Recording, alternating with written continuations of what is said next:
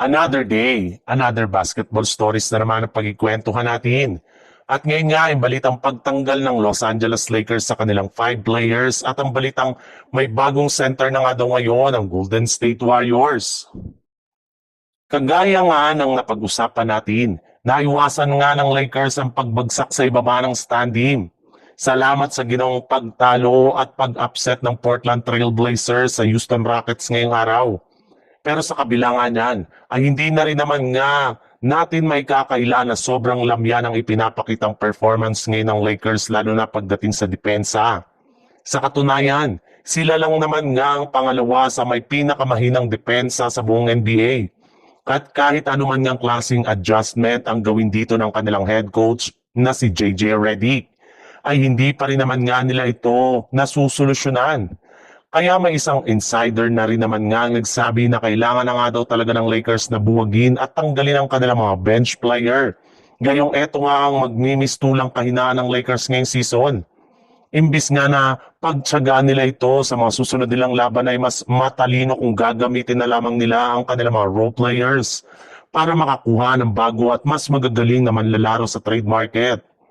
Sa ngayon nga ay may 5 players na nga daw na hinihinalang iti-trade ng Lakers ngayong season na kinabibilangan ni Rui Hachimura, Maxi Kleber, Dalton Kanick, Gabe Vincent at ang kanilang future first round pick.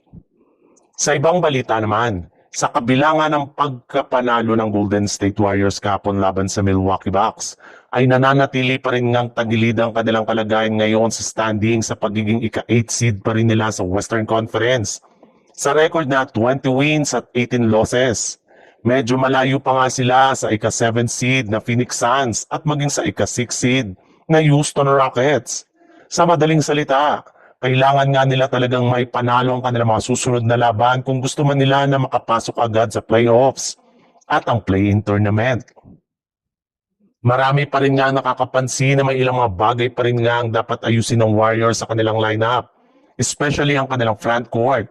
Sa madaling salita, kukuha pa rin nga ang Warriors ng at least isang bagong big man bago ang trade deadline.